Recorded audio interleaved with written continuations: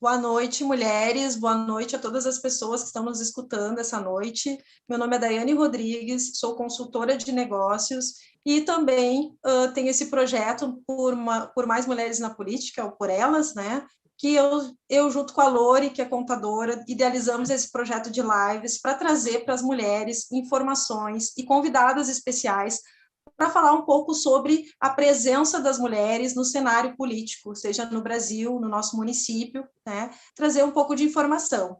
Hoje, então, essa noite, a gente tem uma convidada super especial, que é a diretora-geral do Senado Federal, a Ilana Trompica, que está aqui conosco, vai estar conversando e contando a trajetória dela, falando sobre os projetos que ela está à frente dentro desse papel tão importante e relevante que ela tem hoje. Então, queria primeiramente agradecer, Ilana, por esse convite, ter aceito esse convite, né? A gente poder estar compartilhando com uma dezena de mulheres, uma dezena de pessoas que precisam entender um pouco mais sobre o cenário da política, precisam entender um pouco mais do que está acontecendo, né? Lá dentro, lá em Brasília, e que sempre as decisões que acontecem lá, elas acabam reverberando na nossa sociedade toda, né? Então, a nossa ideia, minha e da Lori, é trazer conhecimento, trazer informação e, principalmente, capacitar mulheres, principalmente as mulheres, e a gente vai falar por quê do recorte das mulheres, para que elas possam entender mais do cenário político, porque muitas vezes elas pensam que a política não é para elas, essas coisas não são, nós não devemos pensar, e na verdade isso é um dever nosso como cidadãs, né? Pensar politicamente, agir politicamente para que a gente possa ter uma convivência melhor.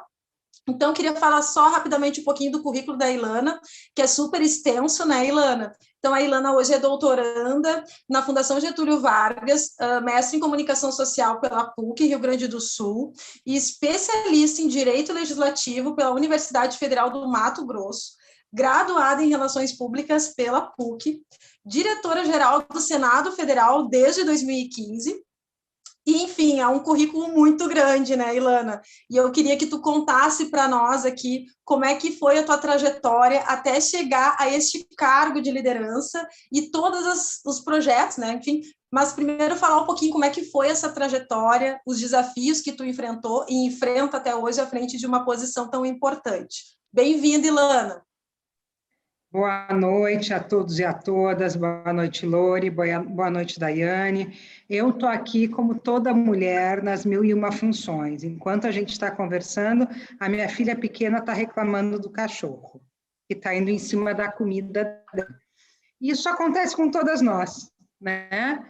Nós temos múltiplas funções, ao mesmo tempo temos várias jornadas além da jornada profissional. Então, se por acaso em algum momento eu der um grito, é com a cachorra, entendeu? Que está pulando no prato da minha filha e eu vendo aqui de longe.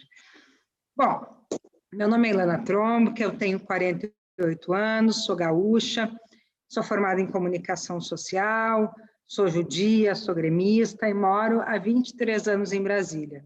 Eu me mudei para Brasília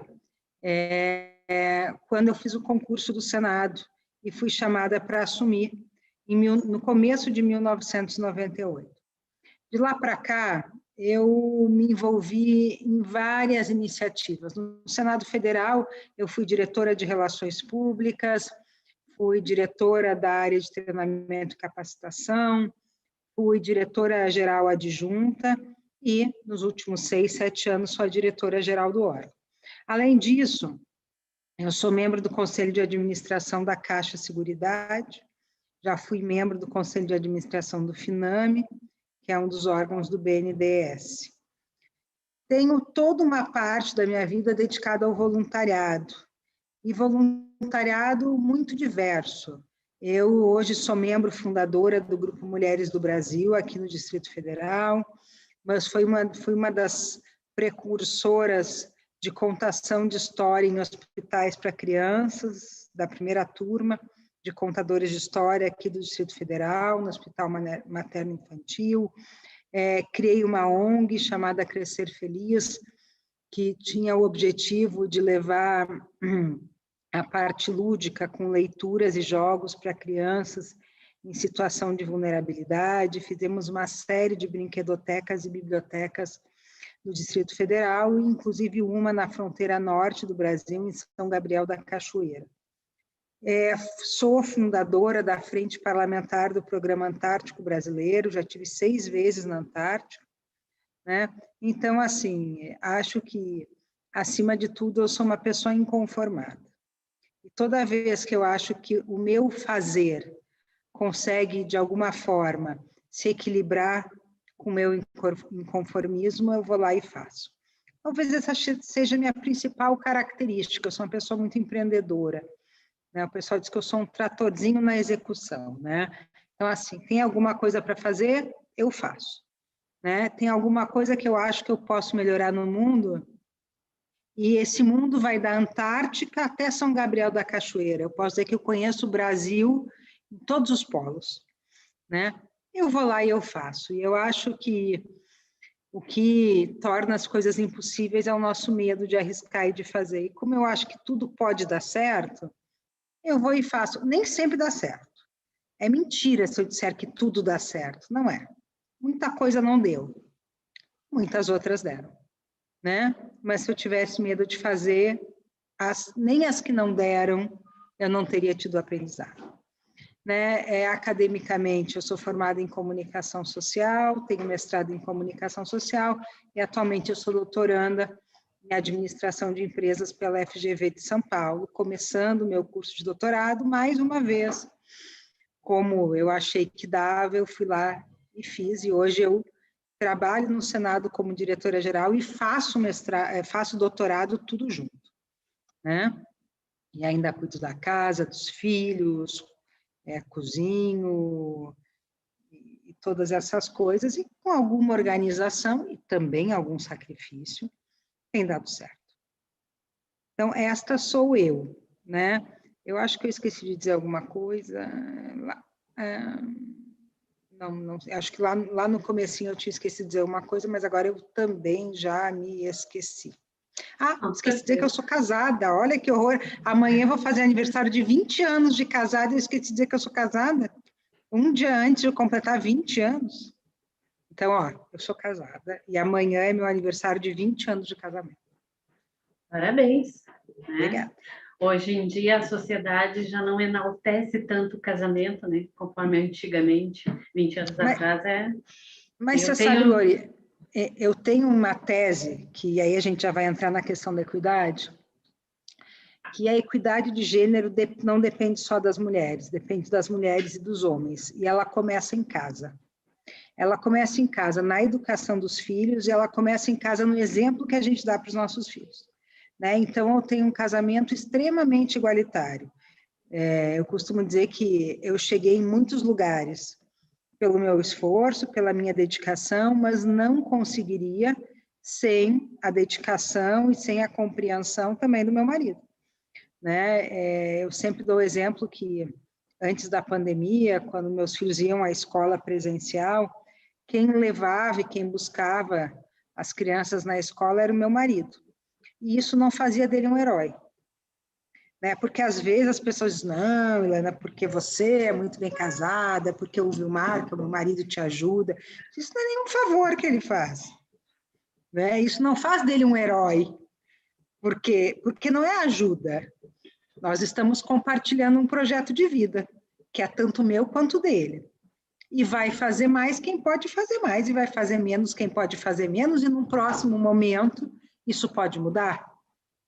Né? Então, sim, durante a semana eu tenho mais dificuldade, é verdade.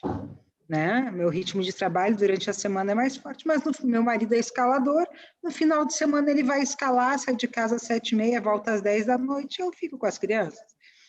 Né? Então, isso é uma jornada, mas eu acho que boa parte das coisas que eu empreendi, que eu consegui, dependeram também desse apoio que eu tenho em casa. Então, equidade de gênero começa em casa. Excelente. Bom, então, eu vou me apresentar. Meu nome é Lori Quevedo, sou contadora, especialista em contabilidade eleitoral. Eu muito me orgulho disso, porque no cenário da minha profissão, somente 3% dos contadores, eu não estou dizendo contadores mulheres, estou dizendo entre os 100%, somente 3% dos profissionais trabalham nessa área, e é uma área tão carente, já que a nossa profissão é um dos profissionais obrigatórios numa prestação de contas, assim como o advogado.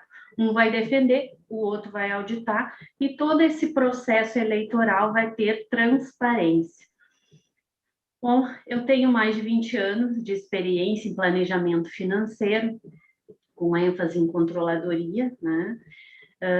Sou palestrante, consultora do planejamento financeiro, integrante do IGAD, que é o Instituto Gaúcho do Direito Eleitoral, do Núcleo da Mulher, empreendedora da Associação Comercial de Porto Alegre, e do grupo Politizadas, que é um grupo de mulheres que capacita outras mulheres que queiram entender a política, queiram participar da política ou efetivamente trabalhar na política.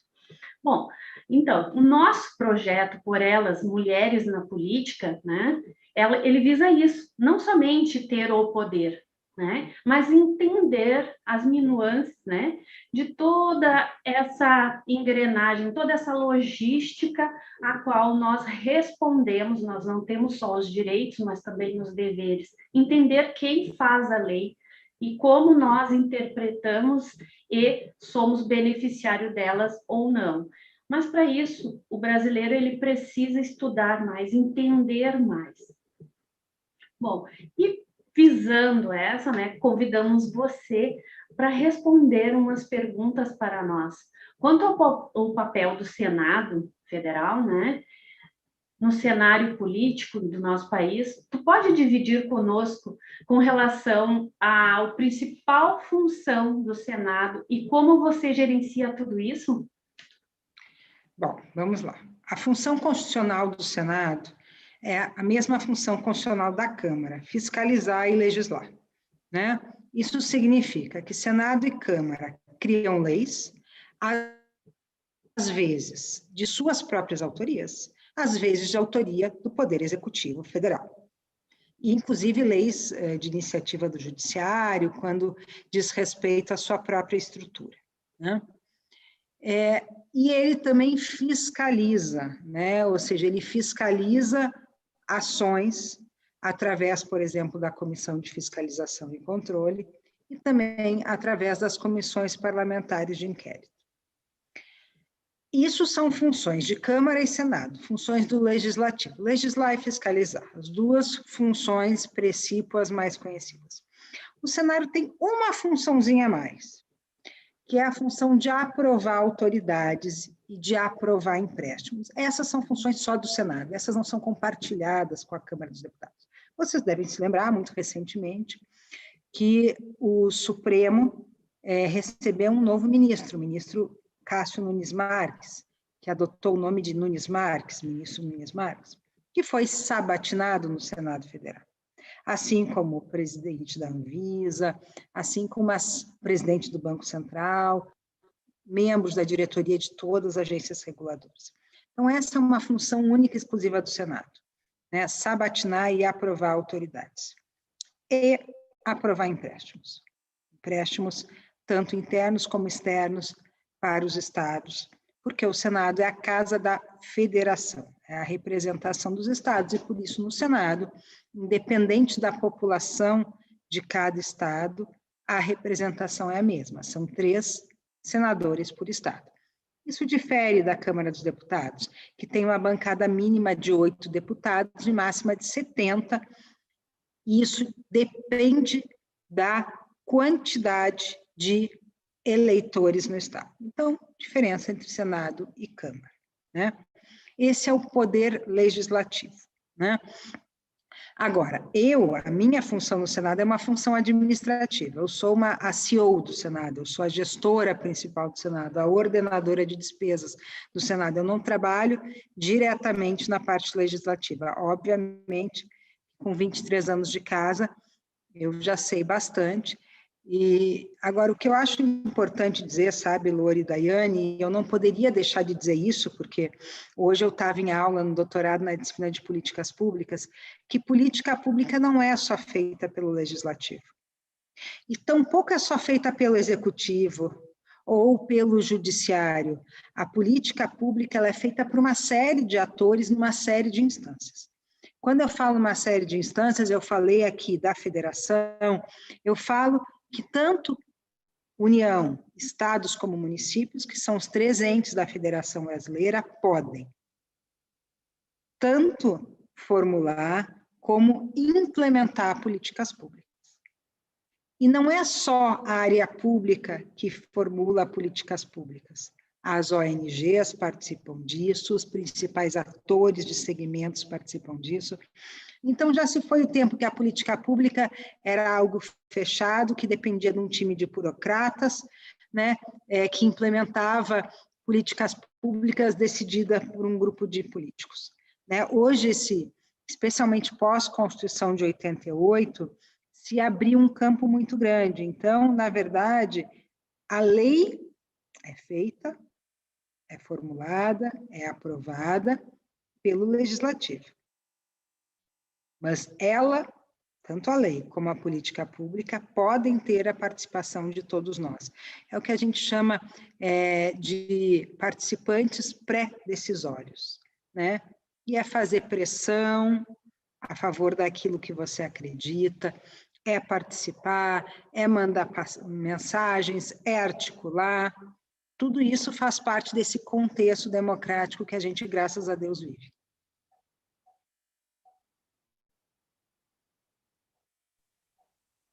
Ótimo. Então, Ilana, referente a isso, né, acho que essa clareza que tu trouxe das funções é muito importante, porque, por incrível que pareça, no Brasil a informação sobre essas questões, os cenários não chegam para todo mundo. Então, graças a Deus, com a internet também a gente consegue levar esse tipo de informação qualificada para o nosso público, para que mais pessoas saibam, né, qual é a função do Senado e entendam um pouco mais de política. A pergunta que eu queria te fazer agora é sobre uma agenda super importante da ONU, que foi feita e que gerou o pacto, né, lá da Agenda 2030, que são os 17 objetivos, né, de desenvolvimento sustentável para a melhoria de vida no mundo. Dentro desses objetivos existem vários, né, que eu sei que tu está fazendo um trabalho muito ligado a isso, né, que é a questão de políticas para o meio ambiente, equidade de gênero e acessibilidade. Quanto a essa esfera, né, por tu ser uma gestora pública, como é que quais são esses projetos? A gente queria que tu falasse um pouquinho deles, né? Quais são esses projetos? Como que tu consegue gerenciar eles? E não sei se eles são abertos para que outras pessoas possam contribuir, como é que a gente pode acessar, né? E até dar indicação para as pessoas buscarem conhecer um pouco mais sobre esses projetos, muito ligados a isso. Principalmente a equidade de gênero, né? Que eu acho que é uma pauta que a gente está querendo fomentar hoje e trazer como uma pauta super importante. A Agenda 2030, né, tem os Objetivos de Desenvolvimento Sustentável, né, o ODS 5 é o que trata de não existir mais discriminação ou violência contra meninas e mulheres no mundo. A Agenda 2030 também traz questões de acessibilidade, inclusão, questões ambientais, questões raciais.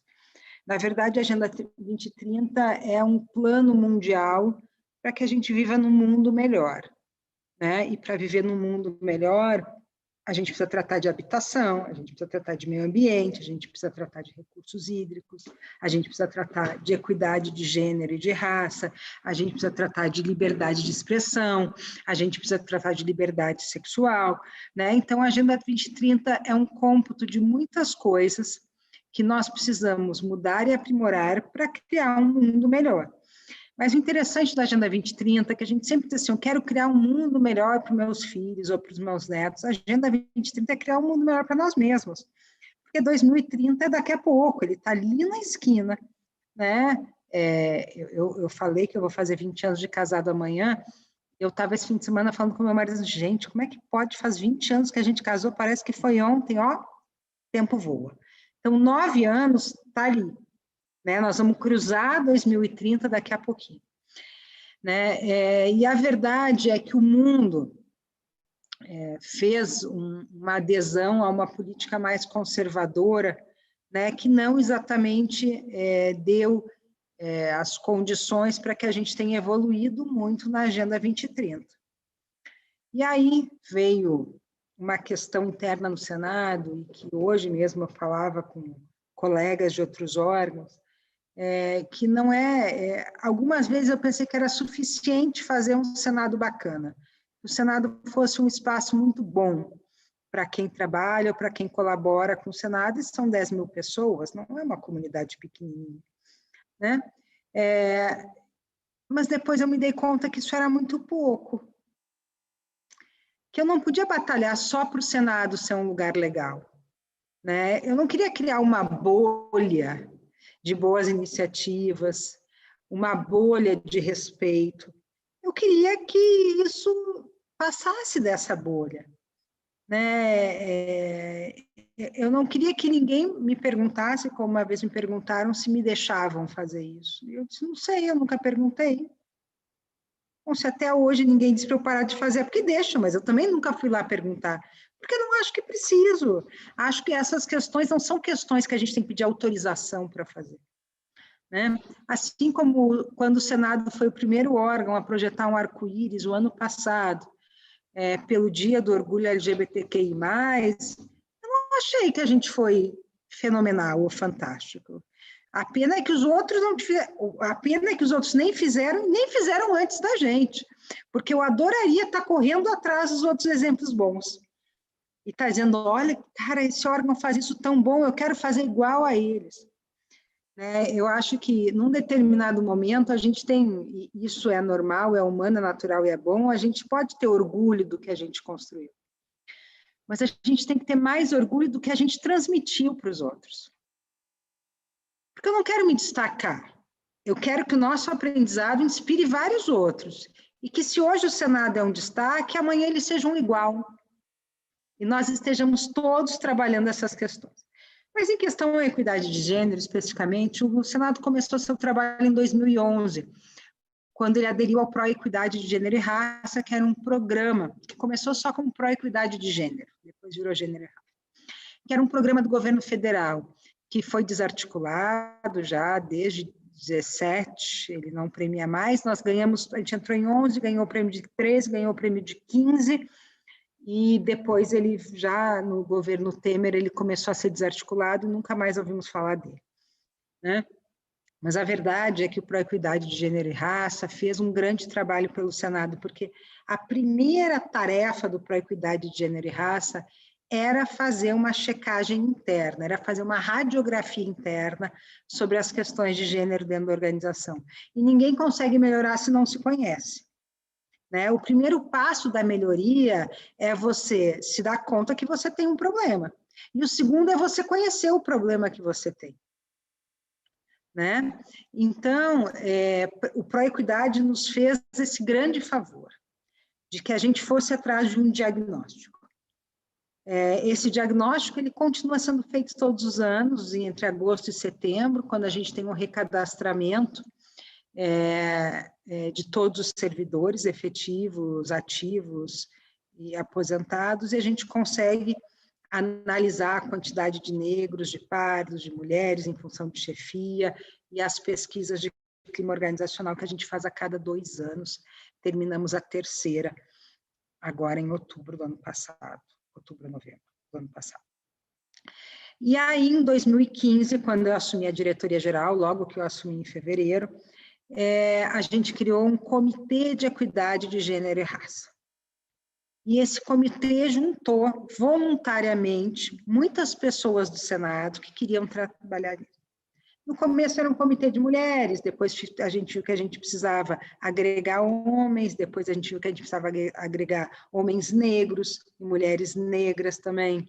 Depois a gente viu que a gente precisava agregar pessoas que não eram cisgênero.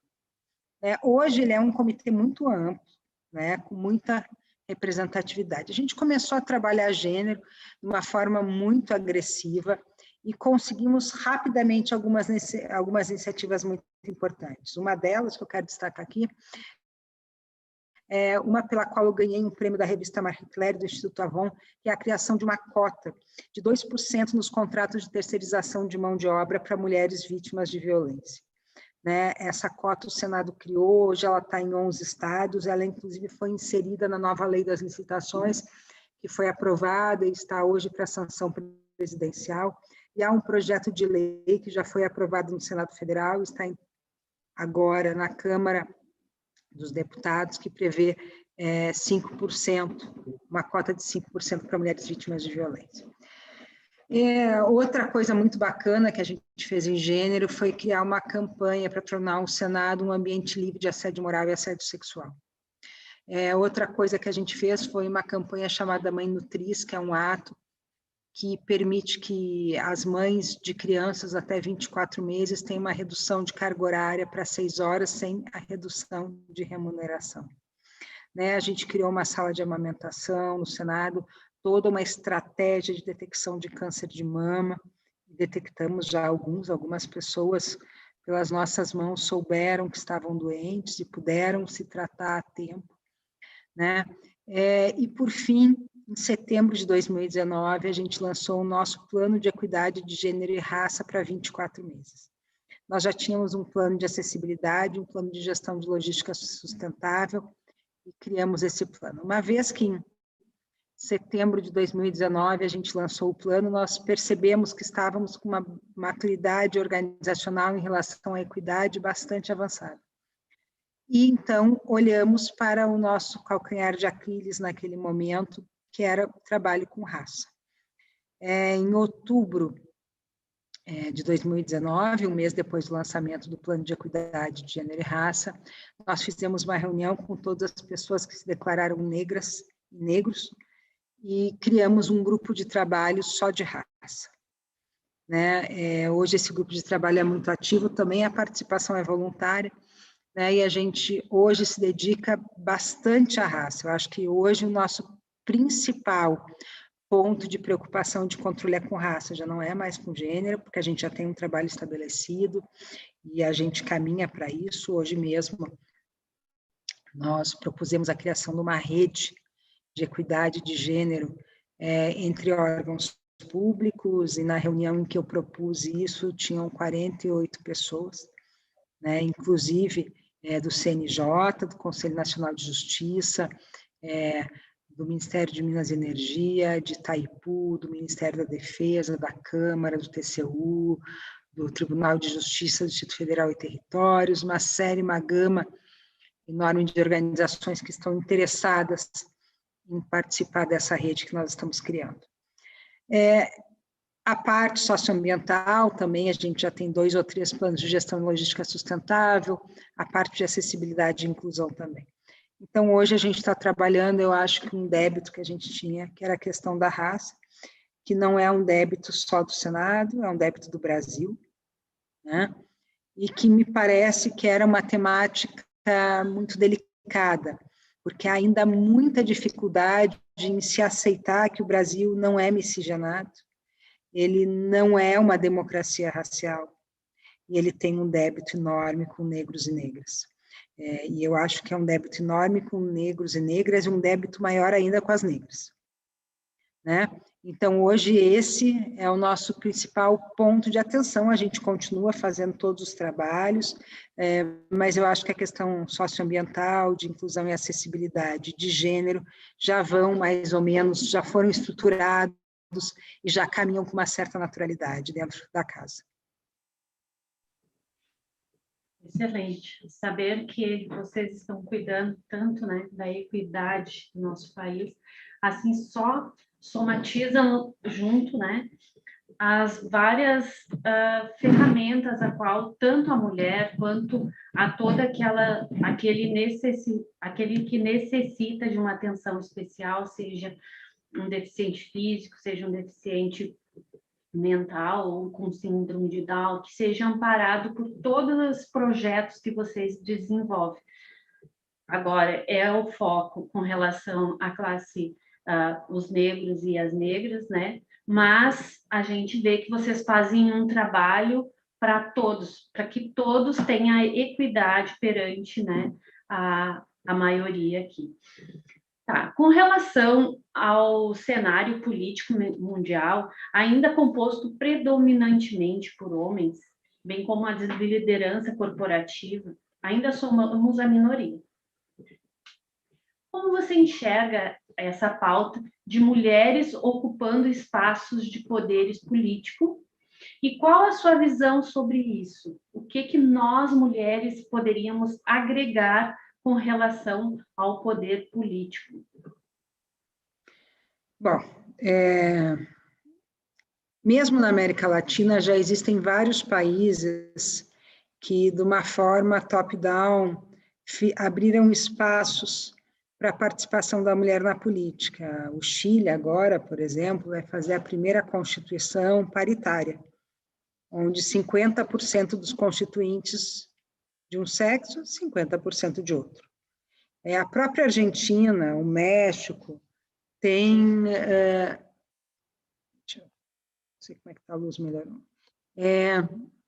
Tem leis, né, que criam cotas de mulheres nos assentos, nas cadeiras dos parlamentos e dos ministérios. Isso nós não temos, né? A nossa cota é uma cota para concorrer. Então, assim, 30% dos candidatos têm que ser mulheres. Verdade. E 30% do dinheiro do fundo eleitoral tem que ir para as mulheres. Verdade.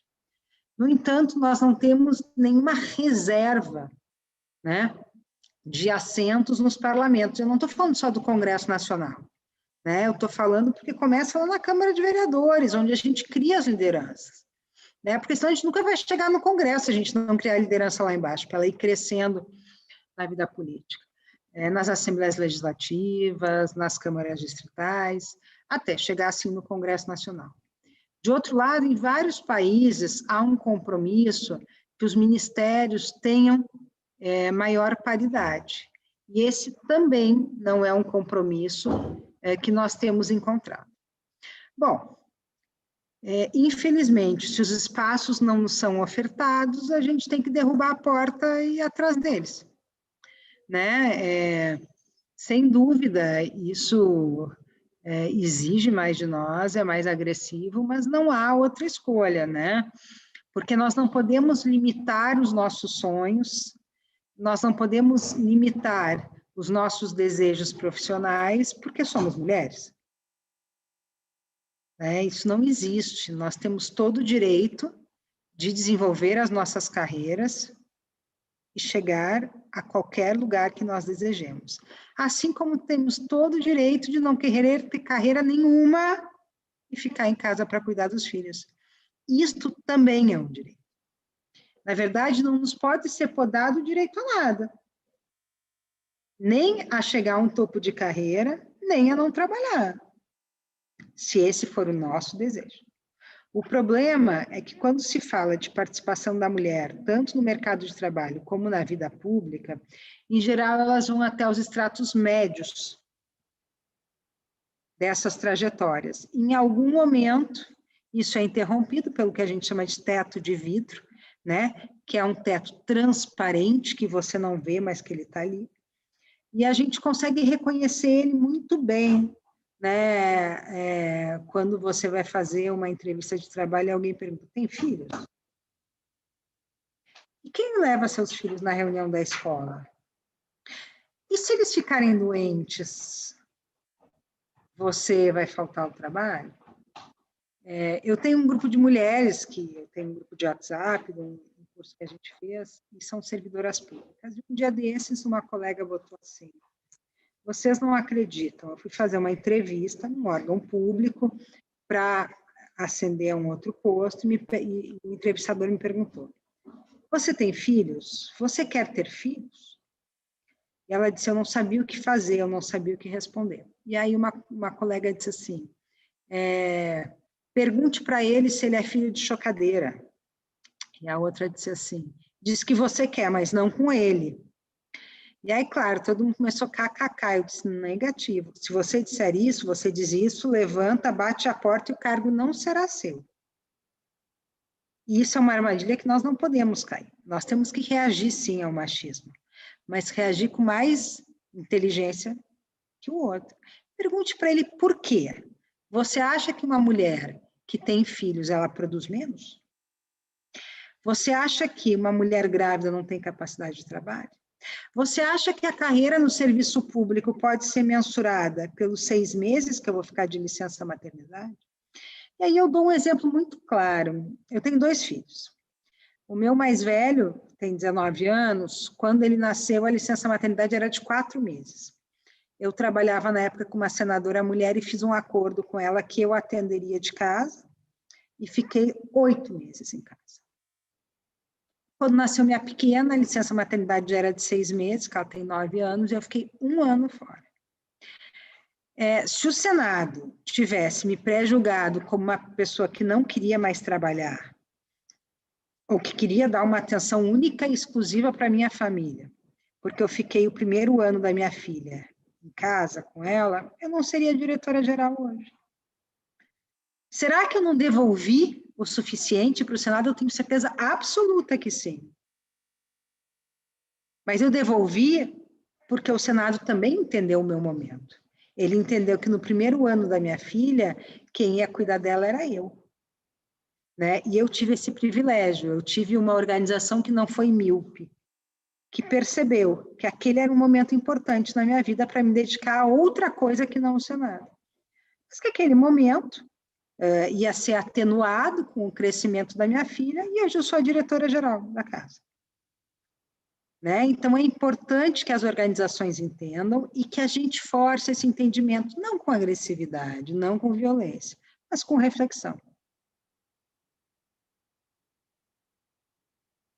Ótimo, Ilana. Muito legal trazer esse exemplo da questão do privilégio, né? Porque o que a gente vê hoje principalmente para mim e para a Lori, que trabalhamos com pequenas empresas, né? Pequenas empresas, empresas de médio porte, onde essas arestas de preconceito, de entrevistas, né, que a gente pode até considerar um assédio moral quando a gente faz essa pergunta, né, do quando que tu vai ter filho, se tu tem filho, quem é que fica com teu filho quando ele adoece. Isso é uma coisa muito recorrente nos pequenos negócios por justamente essa falta de informação e muitas vezes a estrutura totalmente machista, né, em que as empresas e como a sociedade foi desenvolvida.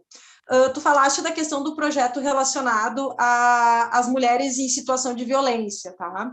E hoje eu faço um trabalho voluntário também para buscar resgatar a mulher, principalmente o empreendedorismo, porque entendemos que o empreendedorismo hoje representa uma grande fatia, né, econômica do nosso país, e também nós temos aí os números que mostram que as mulheres são as chefes de família e muitas delas, né, 60% dos lares brasileiros têm como renda o negócio de uma mulher, de uma pequena empreendedora, tá?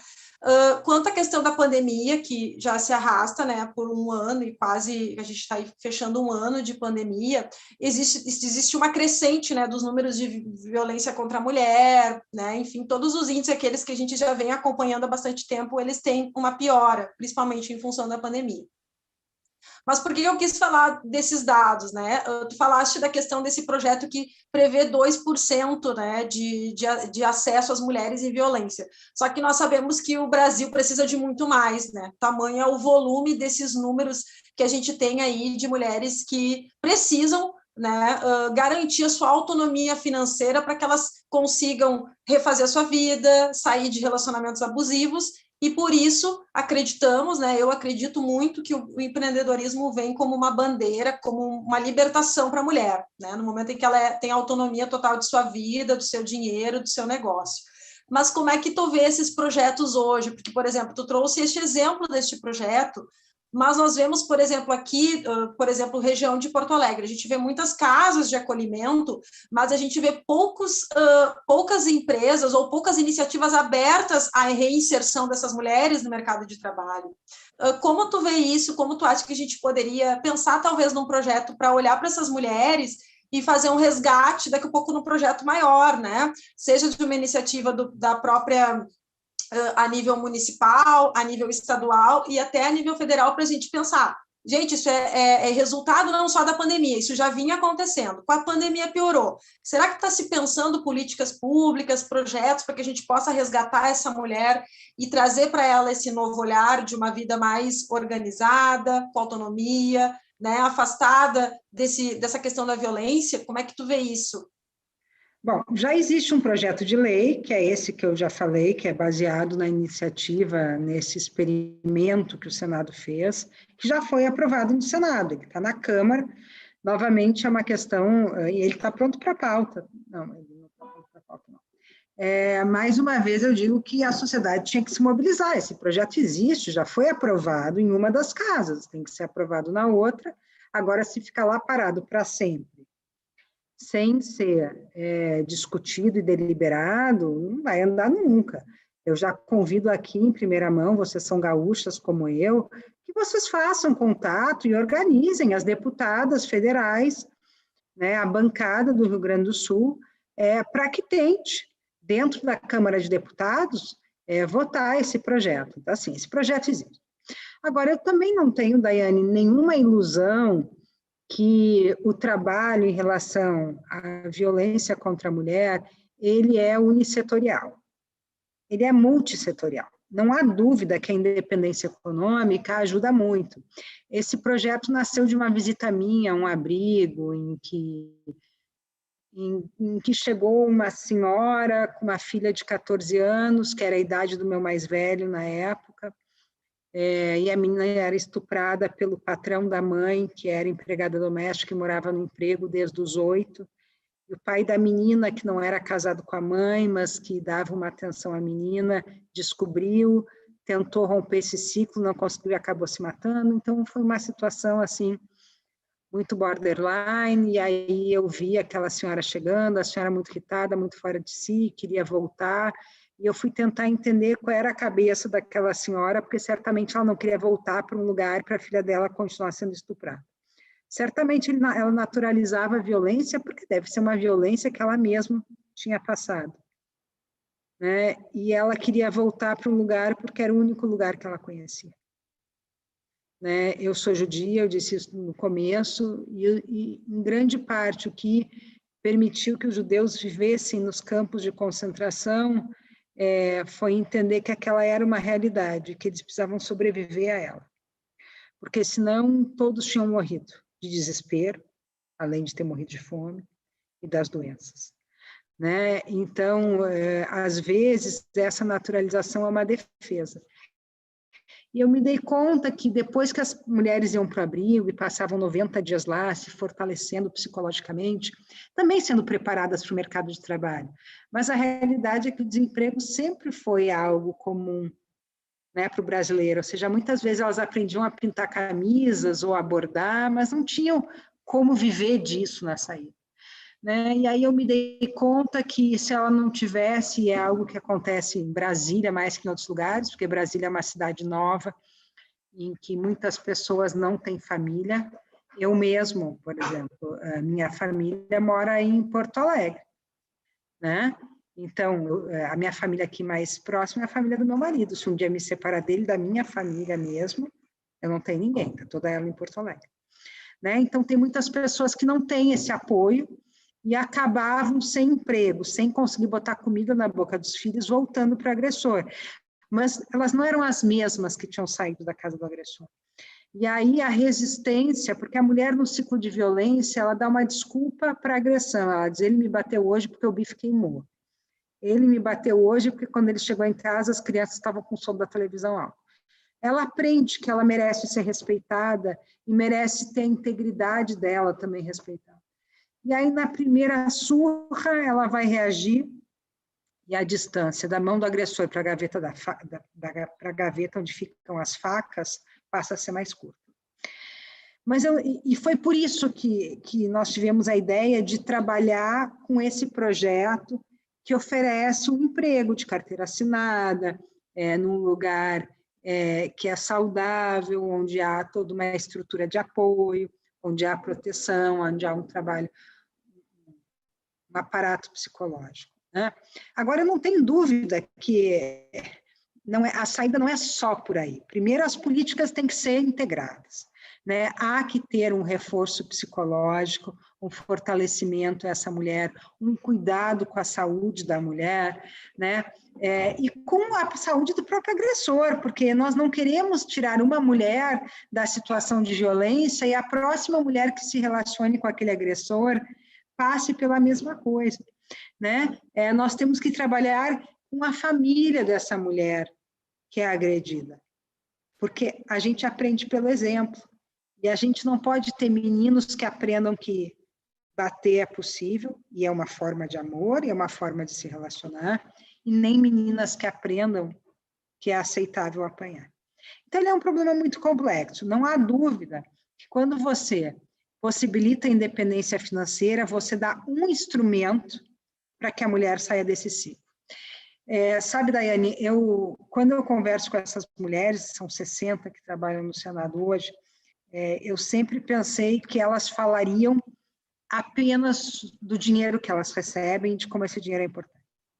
Mas eu já colhi depoimentos assim, doutora, sabe que as 8 horas que eu trabalho no Senado são as horas que eu trabalho cantando, porque são as horas que eu sei que ele não vai estar à espreita para me matar.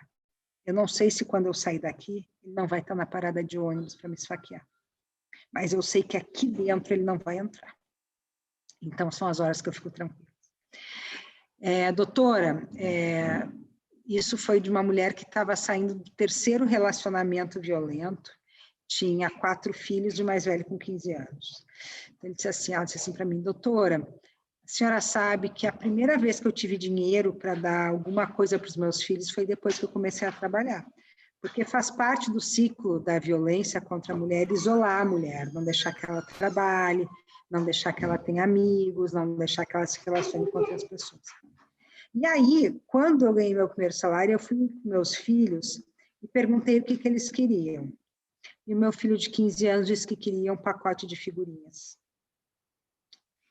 Eu tenho 2 filhos, eu já disse. Eu nunca achei que pacote de figurinhas era um presente que eu desse para eles. E o outro filho dela pediu um saco de pipoca na saída da escola. Então, são histórias tão fascinantes e é tão importante que a gente possa ajudar. É claro, são 60 mulheres, não é o mundo todo. Não muda a realidade do Brasil, nem sequer do Distrito Federal. Mas muda a realidade das 60 mulheres.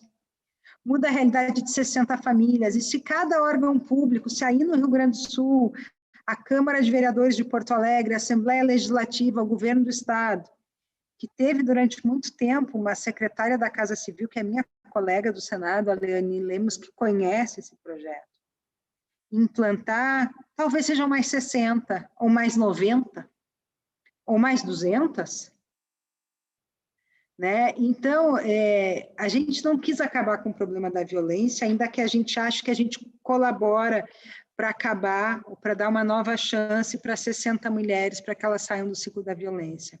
Mas, mais do que isso, a gente quer servir de exemplo, mostrar que é possível, que é legal, que já existe há 5 anos, que já passou pelo Tribunal de Contas da União, que funciona, que não é difícil, que o Senado já sabe como fazer, ele pode ensinar.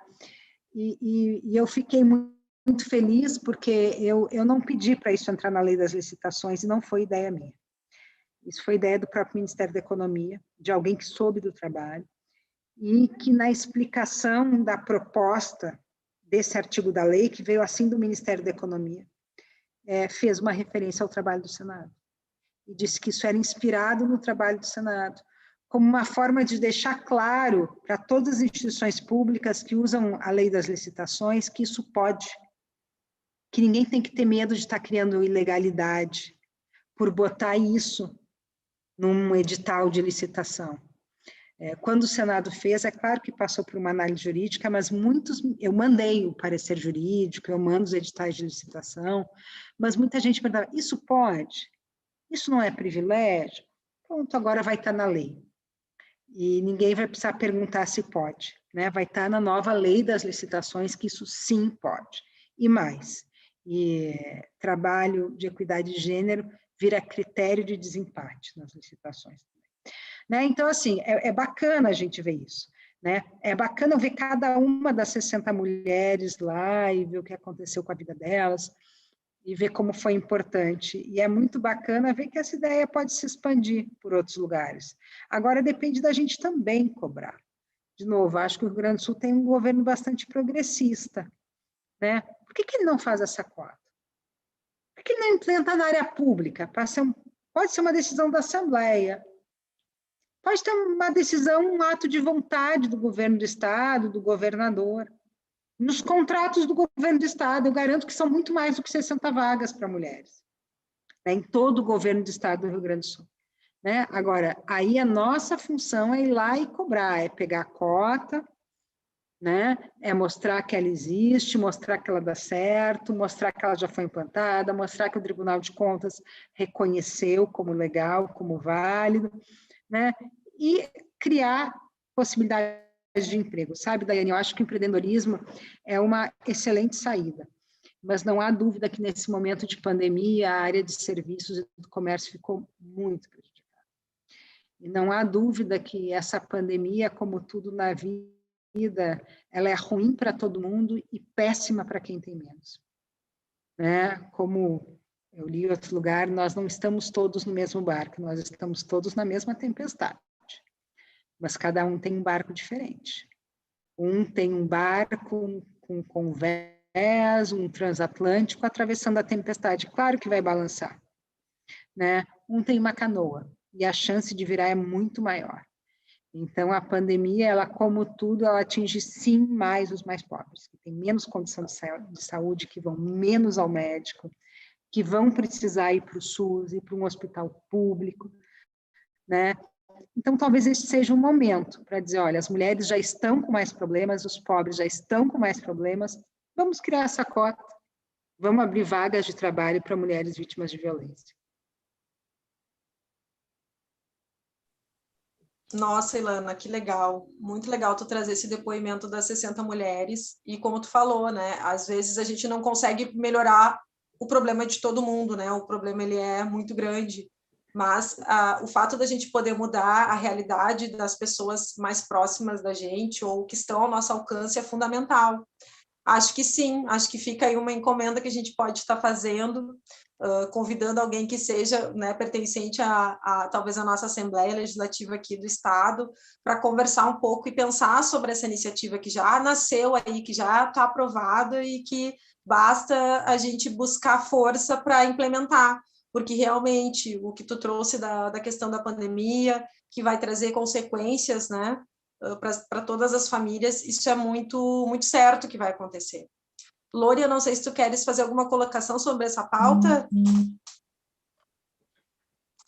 Nossa, muito obrigada, Ilana, por todas as tuas informações atualizadas para nós que estamos com esse projeto da capacitação da mulher na política. Isso aí é enriquecedor. Nem todo mundo tem acesso à informação, mas, com certeza, todo aquele que detém o poder, que está lá sentado na cadeira, seja de vereança, seja de deputado, seja de governador, que ele deveria ter, sim, essa informação para fazer a diferença, né? Aí, como vocês tiveram a diferença para 60 mulheres, se aqui pelo menos fosse 10, seriam 10 mulheres já bem assistidas. Muito obrigada por ter aceitado o nosso convite. Muito obrigada por todas as informações muito preciosas que nos passou e desejo tudo de bom para você.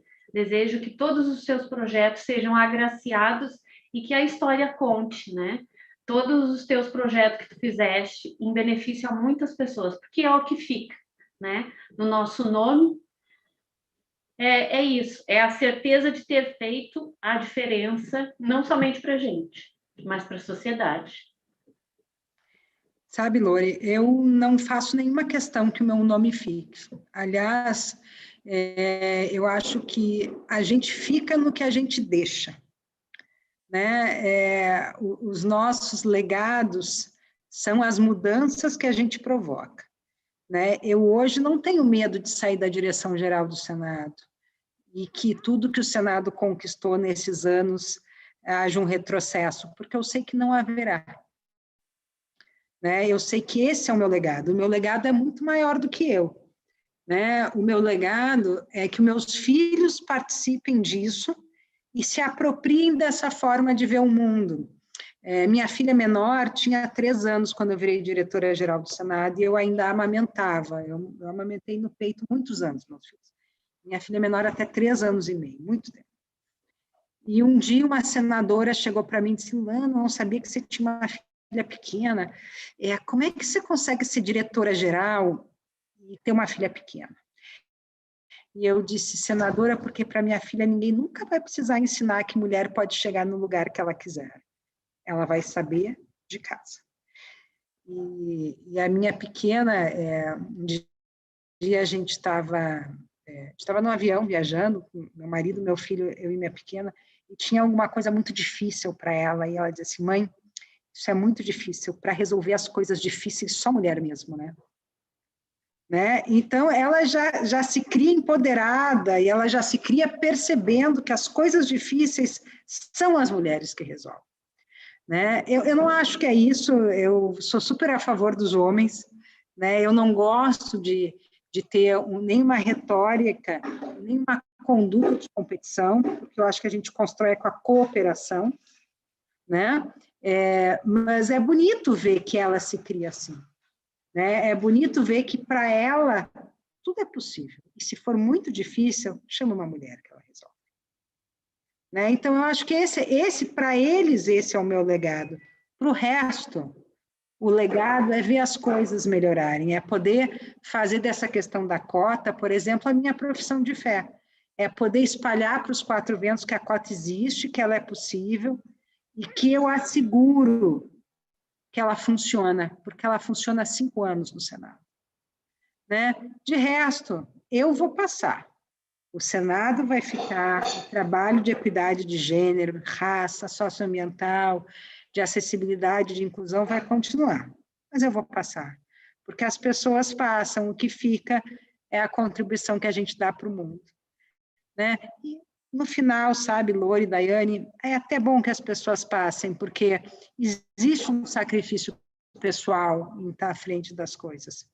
Existe um momento também que a gente quer se recolher e fazer outras coisas da vida, Então, acho que tem tempo para tudo na vida, tem tempo, inclusive, para a gente descansar. Eu acho que o meu tempo de descansar ainda não chegou, mas chegará, e quando chegar, eu vou efetivamente não fazer mais nada na minha vida. O dia que eu me aposentar, eu me aposentei, Mas ainda não chegou esse tempo, acho que eu tenho muito para contribuir, e como minha mensagem final, que eu estou vendo que nosso tempo está se esgotando aqui, o meu chamamento é para que todo mundo contribua. E contribui da forma com que você quiser, com a forma que você puder. Você não precisa ser a diretora-geral do Senado para isso. Cada um de nós está numa comunidade. Chame atenção no momento de machismo. Se coloque numa reunião. Quebre um linguajar machista, ou racista, ou capacitista. Eduque para a equidade. E assim, se todo mundo fizer isso, sem dúvida, mesmo sem um aporte governamental, quem sabe a gente chega na Agenda 2030. Nossa, obrigada, Lana. Ilana, muito obrigada mesmo pelo teu depoimento, acho que foi bem importante para nós te receber hoje.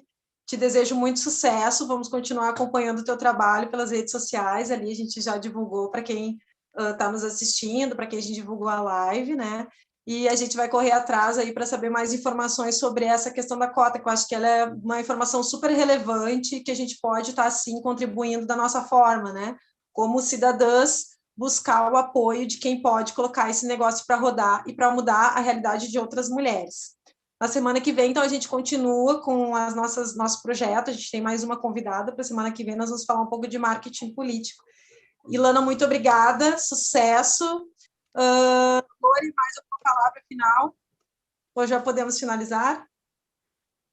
Não, podemos finalizar. Muito obrigada novamente, Ilana, foi um prazer conversar com você nessa noite.